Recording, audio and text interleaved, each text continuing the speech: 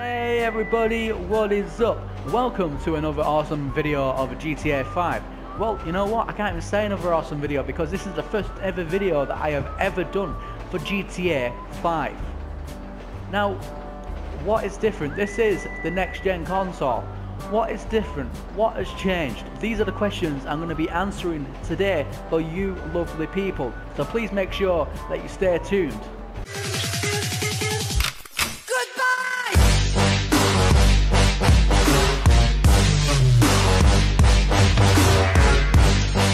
So guys, what do I think that has changed from GTA 4 to GTA 5?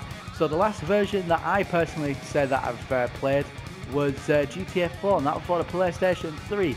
That was quite a while ago. That's talking about a year and a half, 2 years ago, easy. So for me, this entire new world has completely changed. Now I wanted to hold off from buying it for the PlayStation 3 when GTA 5 first came out, because you know I wasn't going to enjoy it the same. Yeah, it would have still the same mechanics, but it's still the game kind of gameplay and still the same kind of GTA feel like it always does, but I really did want to experience the full immersion of the graphics, and that's something I really wanted to hold out for, and I'm glad I really did. Now I was trying to hold out for the PC version as well, but you know me guys, I just can't hold out when a game like this has exploded the way it has, especially online, and people doing videos, and I've been watching it for watching people's videos for quite a while on GTA 5. I think it is amazing. Just the amount of sheer graphics that it has, and the sheer gameplay alone, and all the new features. So I definitely did want to cover them. So you know, I did the right thing, I believe, and I went out and I got myself a PlayStation 4 and one copy of GTA 5 to enjoy. And you guys are seeing right now the first ever time I have ever played on GTA 5. So what do I think? What do I believe that's different? Let's go on to that subject now. So apart from the graphics, which has just bottled my mind, it really has. It's just mind blowing me. It's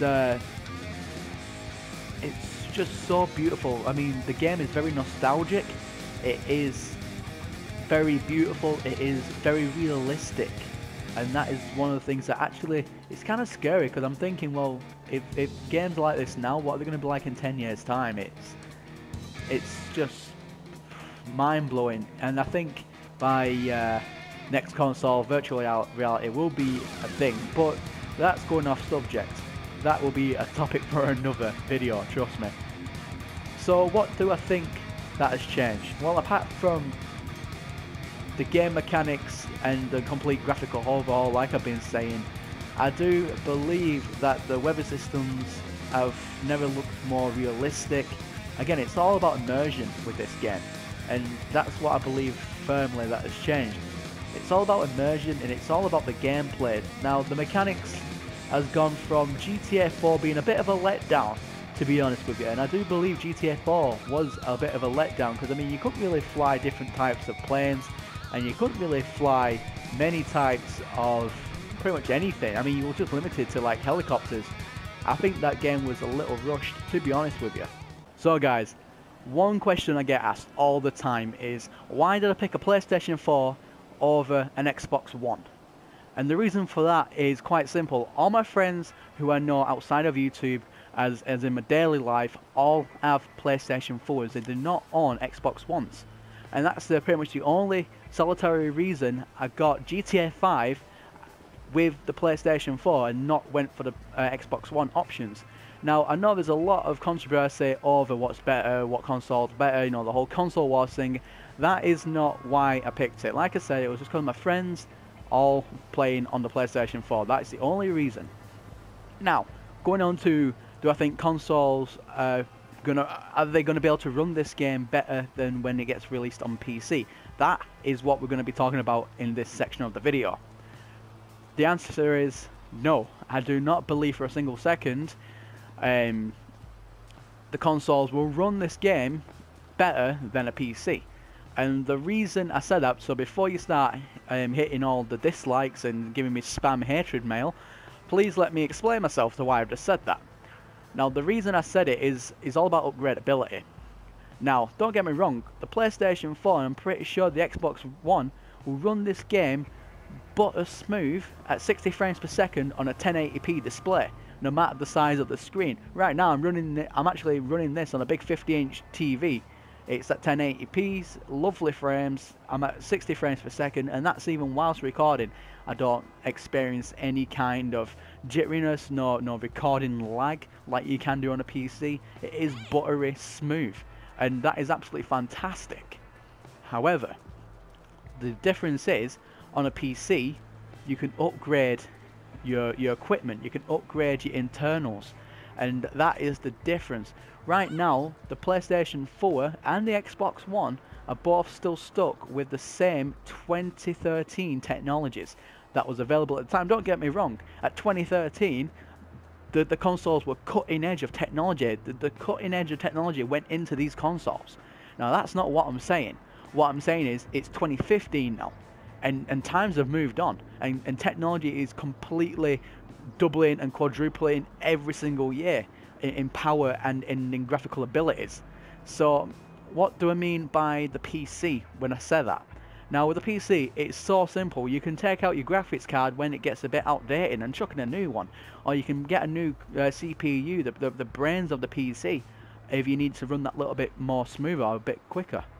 Now, with a PlayStation or an Xbox, you just can't do that. You are stuck with the same technologies until the release date, which could be a further 5, 6, 7, 8 years down the line from now.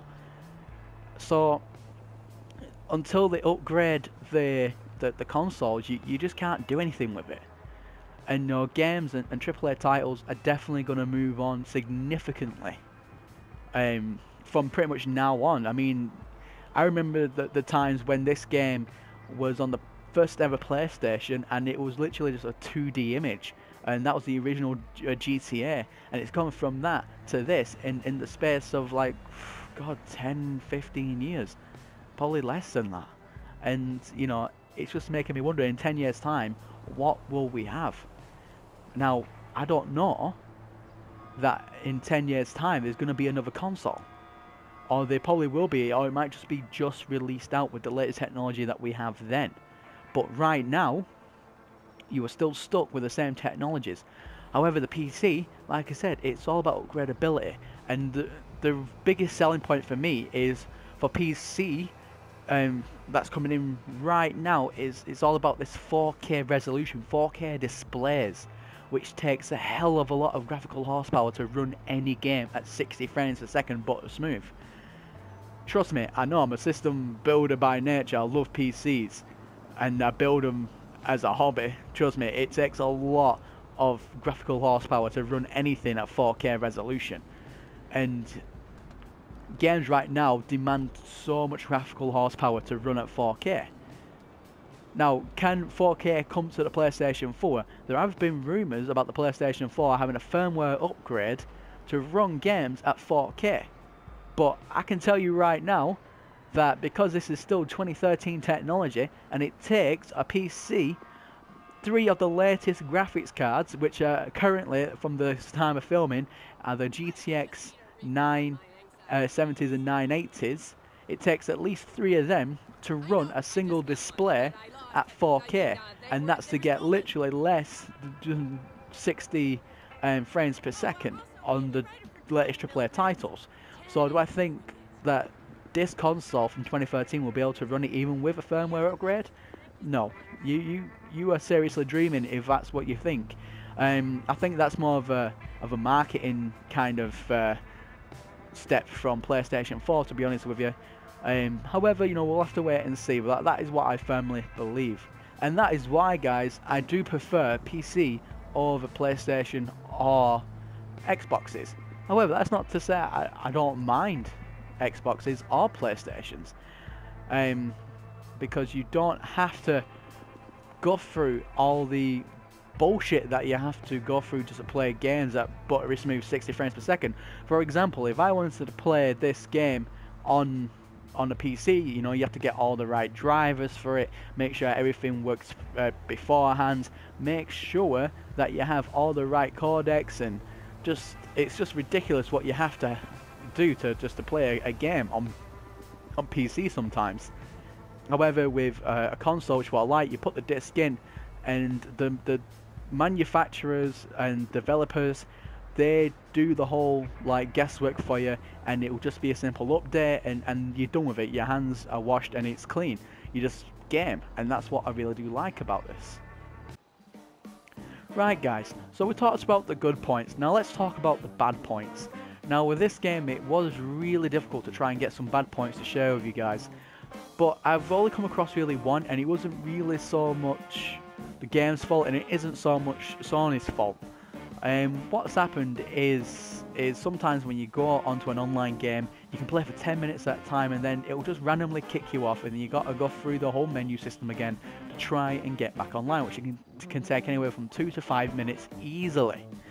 And sometimes it can last up to an hour of gameplay before it will just randomly kick you off again. I know I was trying to play with my friends earlier on, and it just kept on doing it, and you know, I thought maybe it was me. I had a look online, and this is what the information I have to share with you right now. Apparently a group called the Lizard Squad, which is a hacking group, have gone into Sony's servers and pretty much sent a DDoS attack, completely overriding them, shutting them down, causing mass chaos.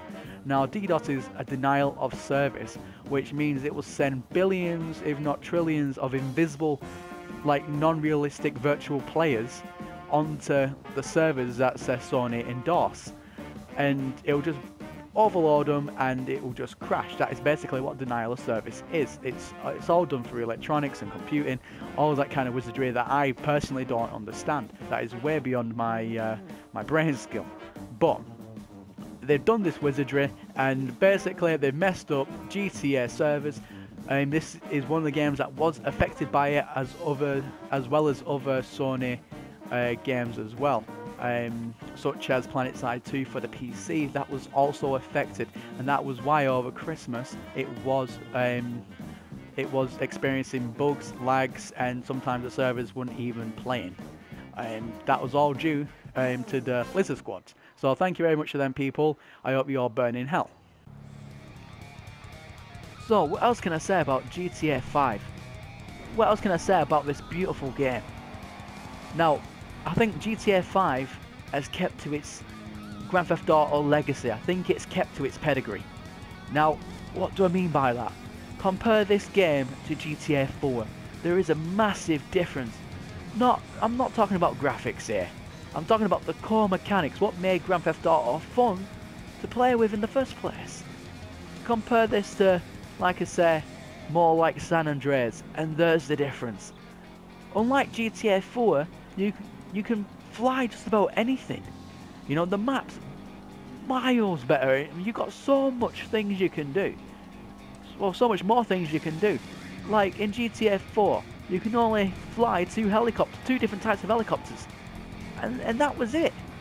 You know, it didn't keep up with its pedigree, like San Andreas, which was an earlier version of GTA, and that game was miles better. The graphics wasn't. The graphics looked like something like out of Minecraft. It looked like crap, but it didn't matter. It was still fun to play because of the core mechanics of the game.